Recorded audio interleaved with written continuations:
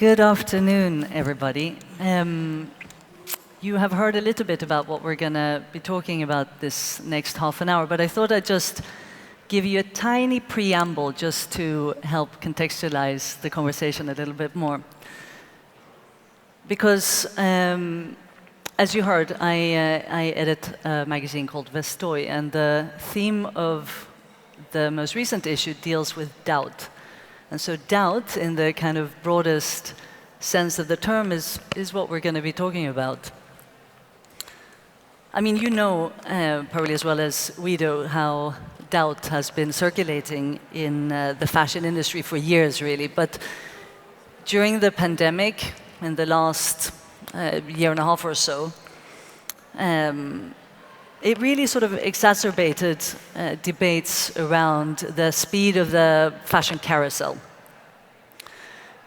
And a lot of people started asking, as we are today, like, what role and responsibility do we, as both producers and consumers, have in systems change? I mean, if we say that we want the system to change, what should we do about it? For instance, should overproduction and consumption be regulated on, say, an individual or on a corporate or on a governmental level? And who is there to make sure that the change is actually implemented? How is that done? So basically, I want to take like the starting point in the conversation. You might remember about, I guess about a year and a half or so ago, at the height of the pandemic, a lot of open letters and petitions were circling around the industry, where industry insiders, some retailers, a lot of designers were really calling for change. And the change seemed to be mostly situated around, well, what I called the carousel before, the speed of the system, right? The speed is too fast, we want it to slow down. How do we make that happen? I wanted to ask, just to get us started, like my three co-panelists here, like what you made of that, of those open letters. I mean, I know Jan-Jan, you partook in it. Tell us a little bit about how you were thinking, how you took part, like how you felt at that moment.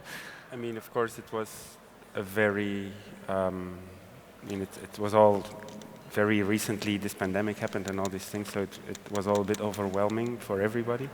But we did feel that we had to co-sign this out of a kind of, to at least if there's a movement to help with that, how much we can or not. So we did co-sign it, but on the other hand, I had a bit of a double feeling, in the sense that lots of the things written in the pamphlets, as a small company, it's basically your reality. So it was also a little bit affirming the way we worked. Wasn't all that wrong, but on the other hand, especially with your conversation added to that, it triggers the question like, what should we do more? But it felt like a base to at least co-sign this and then see where we can go further, hopefully. What about you, Vanessa? Do you remember that moment? Like, were you asked to partake? Did you? It was a very important moment because I had doubts already for a long time. Mm-hmm. So the situation just triggered my decision. And my decision is that I have a way of seeing fashion. I've been doing collection for more than 25 years.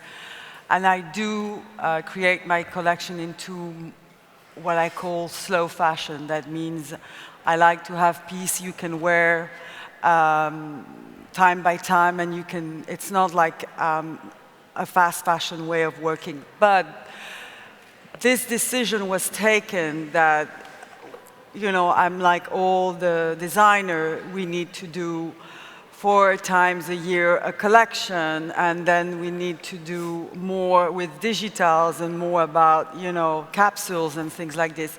So I decided I would do only 2-time collection a year, but I would do them smaller. And that's very important. I said I would do smaller collection, keep a bigger part of my collection would be more like durability, meaning, you know, I would redo this pen in a different color, I would redo this shirt, whatever. And then I would redo only a small collection just for full winter or fall, summer. But in fact, it changed the rhythm of my collection, it changed the rhythm of my company, and the business is still there. So you can change. When we were, it's funny because when we were talking before coming on stage, we talked a lot in the having lunch in the coffee room, you know, right up in the banisters here, and I keep returning to this idea of doubt, and when we're talking about change, like what kind of change we're actually asking for, and. In my research, in making this issue of Estoy, and in the issue there's an article by two Belgian scholars, Aurélie van der Perre and Merel Lefebvre, that I think talk in such an interesting way about doubt, about change. They make a distinction essentially between what they call little doubts, which essentially become like the kind of doubts that we've talked about for the few minutes we've been on stage, like a change, a shift in the system, moving from 8 collections to 2 collections, slowing down the pace, which obviously affects all of us who are in the industry, because presumably you'd be less stressed making 2 collections than, you know, compared to making 8. But on the other hand, it's change that very easily gets integrated into the system that we already have in place. And I'm curious in a way, like, for us, I suppose, to ask ourselves, and eventually all of us, is that the change is that the change we're after? Like, are we after a change that keeps the system as it looks? And in this case, the system would be thinking of fashion as something that becomes passé, and then that has to be renewed, whether that happens in a slower pace or in a faster pace. But the idea is still that, you know, last season's stuff is less relevant than this season's stuff. That way of underpinning the system, we still have it. Or if we talk about radical change, which would then be in opposition to, or radical doubt in opposition to these little doubts, what would that mean? Like, I know this is really big, Laura, and I'm sorry to put you on the spot, but I wonder, like, I know because you're coming also at it from a position that's different to Jan-Jan and to Laura, and as a retailer, what's at stake for you is, again, not the same. But I wondered if maybe, as a starting point, could you tell us a little bit about the few initiatives that Harvey Nichols has done to try and integrate some of these buzzwords that are floating around in the industry, and what works, what doesn't, why? Yeah, I mean, I think during the pandemic, it was actually women's wear that was the most badly affected, because women's wear overall as a business was much more driven by occasion wear, et cetera. And so we didn't know, and I think many retailers felt the same, we didn't know, like, when we come out of this, how will we want to consume, what will we wear? And we have tried to do many things more sustainably. We've tried to launch some rental businesses. We've tried to we are working with some models where you can resell your clothes through us as credits. And I think, honestly, it hasn't taken off as quickly as I thought it would. And what we have seen more is that customers have really just come back and really wanted to shop again, be more glamorous again. And I think we're still trying to figure out what that is going to look like, because it's very important that we change the way that we behave. You know, this level of consumption isn't sustainable. And I think this whole idea of things being only good for a season is something that we would like to move away from. You know, we would like people to feel more that when they buy something expensive, it's an investment. So, in a way, it moves back then to that question about, like, who. I mean, on the one hand, what role does each one of us have in the industry, in this idea of systems change? And then that connects to like, well, where should the change come from? Like, is it each one of us as consumers that should be looking more closely, at how often, where from, and how we buy our stuff? Or is it us as producers, I mean, on a corporate level, business level, that should be, let's say, held accountable for the change that we, said we wanted, even if it was on a small scale, back 18 months ago? Or is this something that should come from a governmental level? I think it's not either or. I think it should be all of those factors together. Otherwise, it's not going to work. As you say, like small companies can do their thing, and for me personally, I'm as I said, working kind of already been within quite reasonable frames. Like we don't do any overproduction, or we're just a small company. That's kind of the way, and we built the company to our values. But I'm at the point now that I'm like, we should, like, it doesn't feel enough. Like I'm daily thinking of how to change the company and then the system, or how we engage in the system. But it's a question that I haven't answered yet. It's like for me, the artisanship is a part of it. Artistry, your own timing, your own, like these kind of things. For me, that's things that I'm trying to find a place for. But on the other hand, if we don't all have a bigger organization, like governments and retail and the creators, big and small, like there should be, of course, there should be one direction, and we all feel. I mean, the earth is pushing us in a clear direction, but it's not clear yet at the moment. I think it's really the time to have these debates and to think it through again, because I really feel we have the responsibility to change it more. I agree with you. This thought should come from every citizen. If it's like ecology, if it's not a citizen who has a mindset, it's not, we can't wait for the government. Government is one thing, but it has to come from everybody. But the fashion industry actually is the first and the most easy way for people to express themselves in terms of everyday life and creatively. That means the choice you make by wearing clothes, how you want to look, how you want to feel, what is your, maybe your mindset, your creativity behind why you want to wear sneakers, where do they come from. It's your choice also today how you want to buy. And of course we know that sustainability is supposed to be more expensive, but there's different way today where you can find a fact that you can have a better quality, still in a good price. And I still think it's a kind of a democracy thought tomorrow about big groups who need to show their change.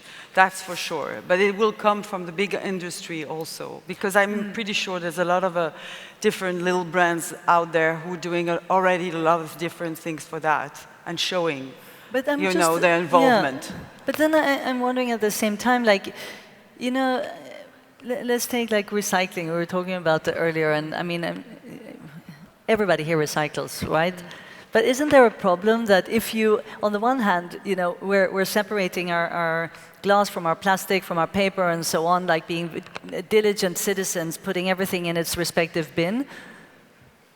But sometimes I wonder if that's not just a kind of a distraction from, we think we're pulling our little weight, all of us little ants doing our little things, and yet that, even all of us citizens combined, is nothing compared to if a government would decide to implement some change. And I wonder if in the fashion industry, again, I feel like there's a lot of responsibility put on individual consumers to find out where the product comes from, to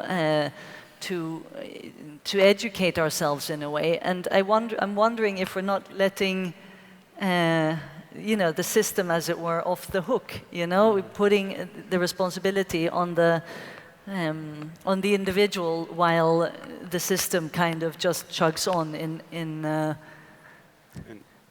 I mean, I thought, Laura, sorry to pull you up on this, but I remember you mentioning at some point that there was a brand at Harvey Nichols you found out wasn't, you know, it's very popular. It wasn't very. You found out later that tell us, because it's a good example. I think of when, as a retailer, we really have no control. You know, I mean, we go and buy something largely because of the brand or the aesthetics. And I was telling them we have a brand in the store that I had no idea that it's like very plastic, and maybe that sounds naive, but I didn't. And someone was explaining to me at a dinner the other night how these shoes are actually made, and I was kind of horrified. And I think as retailers, we have to get better at that, but it's not something that we don't control supply chains of how production. And I think that will be something that will come in. Like, would you ever, as a retailer, like, when is there ever a point where you would say, no, I'm sorry, we can't? Like, where is that limit? How do you even find out? Like, is it up to you, the individual, to Google and find out, or? Yeah, I mean, I think we're doing a lot of work on trying to have, you know, higher standards for things that we want to have in the store and what those things can be. But yeah, I think otherwise it is, right? There isn't a uniform standard. You were telling us earlier. Who are we to judge toward the people how they should dress and what they should wear? Who are we to judge? I mean, that's why I'm thinking it's the people who should decide what they feel they want to buy, and if they want to buy this kind of brand, not knowing where it comes from, how it's made, whatever, but it's not expensive. You know, we are, thank God, we are in democracy. So I'm a bit panic when I hear this kind of thing. We should control, and we should be sure that this is. I think, yes, I think, again, the more people and the more the new generation will be on it and be sure and be disconnected to not knowing the provenance of some brand and how they make it, maybe those brands are going to go lower down, and maybe they're going to change also their way of working. So I think that's why I'm strongly more into the people, you know, reacting toward that than having someone on top of us dictating us how we should No, I mean, it's a valid point. The fashion. Yeah, it's a valid point. And it makes me think also of what we were touching on, you know, as we were preparing this kind of separation in a way that exists between fast and luxury fashion, right?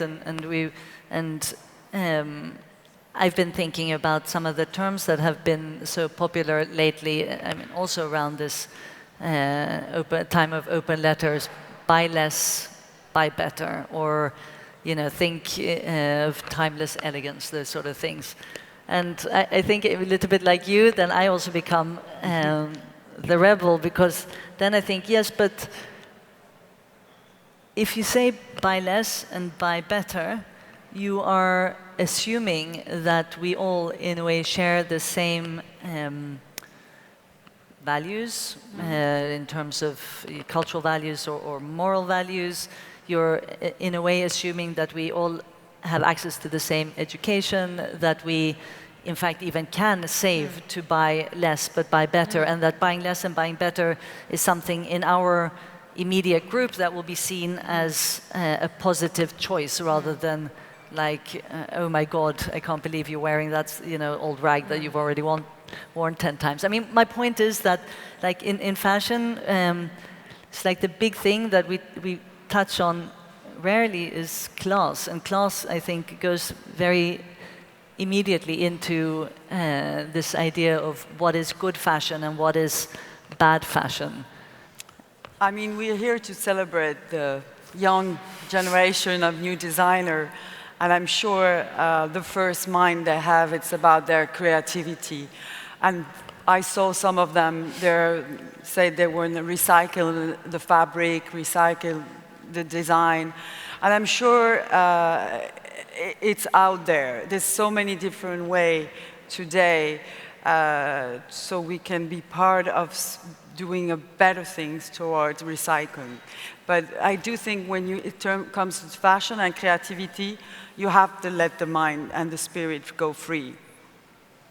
Do you guys agree? I mean, I know that the questions from the audience hasn't been like a part of the discussions, but we have 10 minutes left, and I'm hoping that you guys have reacted a little bit to what we've said. I mean, do you believe in this, in the idea of buy less, buy better? Do you have any question or maybe objection or overall reaction to what we've been saying?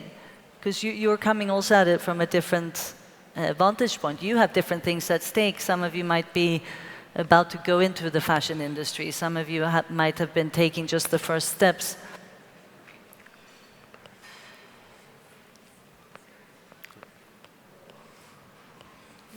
Over there. Would you stand up?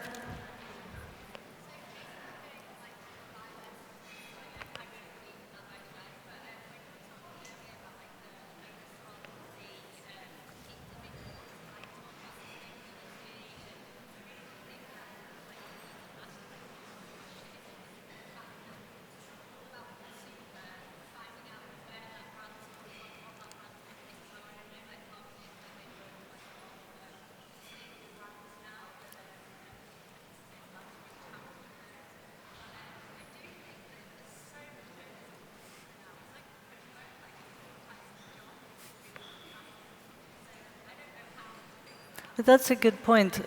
Yeah, just for those of you who perhaps didn't hear that, I know, and I should have asked for a microphone, sorry. But if I heard correctly and understood correctly, yeah, I guess it goes a little bit to what we were talking about and what you were saying earlier, Vanessa. It's like at what point does informing yourself as a private citizen start to feel overwhelming, and where do you go with that? But that also counts as a company, in a sense. That's true, yeah. We try to be as clean, honest, and honest as we can be, but at a certain point you have to decide till where am I going to go down the chain to double check everything, or am I going to count on the labels and the certificates, or am I going to really do my own research? You have to, I think for every brand, it's like, from big to small, you have to decide how far are you going to go. But if it's a shared responsibility, these chains are going to get shorter because everybody's going to do their part of it, and then maybe we can, and then you don't have to say from above like you have to or you have to.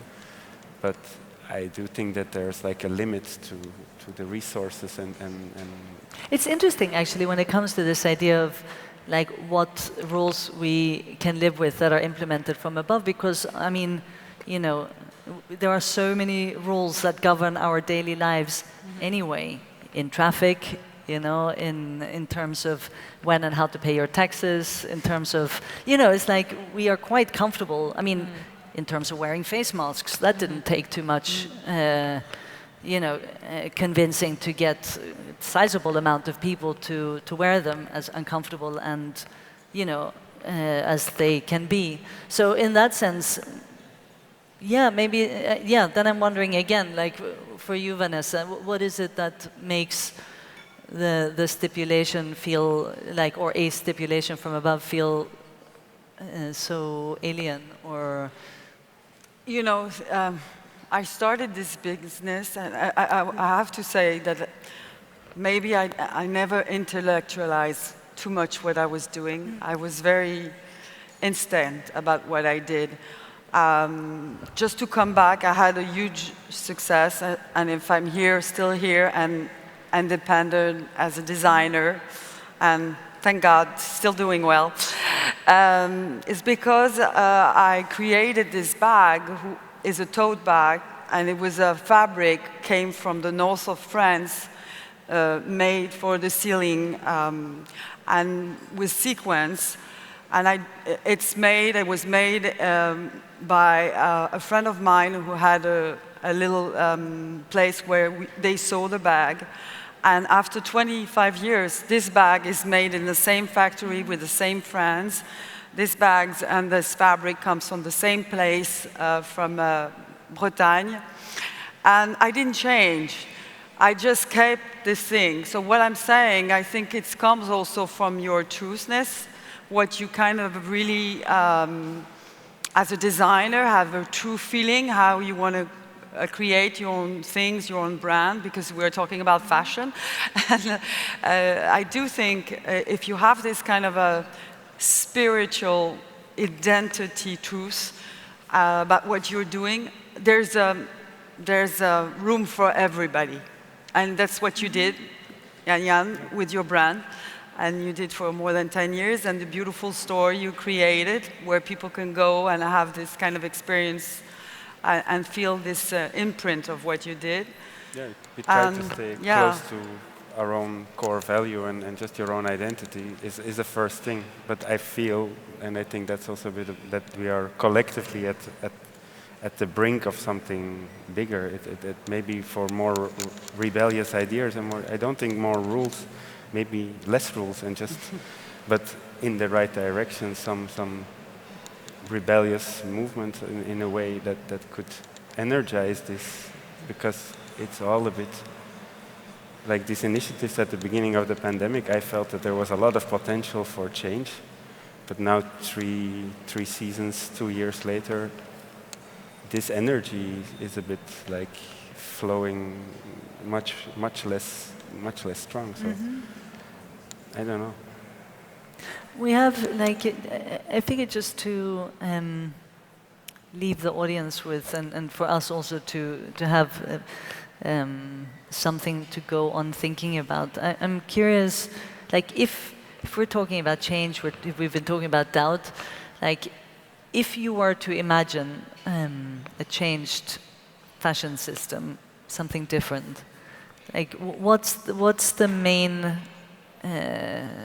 what is the main thing that you would like to see changed? I mean, for you, Laura, from your perspective. I mean, it's such a complicated question because there's so many things, but I do think I would like to see a lot more focus on, things that are less damaging, the use of and have more transparency as a retailer into, what the brands are, how things are being produced, and how we can run our business in a more sustainable way, because it's really important.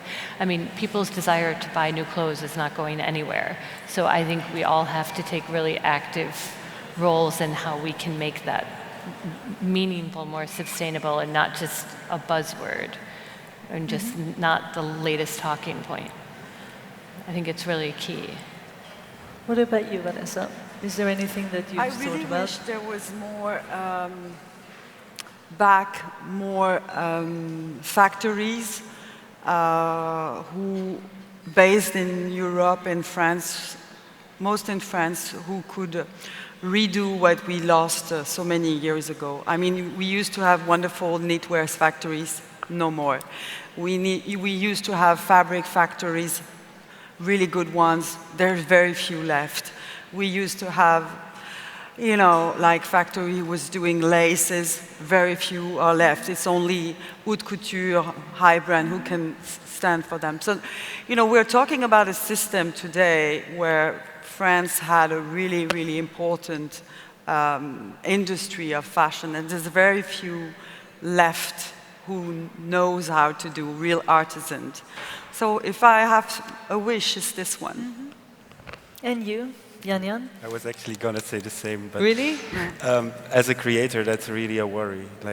What difference does it make to have those factories in your country versus having those factories? I mean, what's the sense of always going further and further and further? I mean, for me, this relationship with the people that actually make the stuff that we design is so important, because I think the image of the factory worker is also so wrong. They are artisans. They are really like people who make a very valuable thing. And the whole region, Western Europe, had a gigantic knowledge and heritage and such a wealth that's really going away. And I think if we could reclaim some of our pride in that and make young people want to be in that field again, without making it big factories.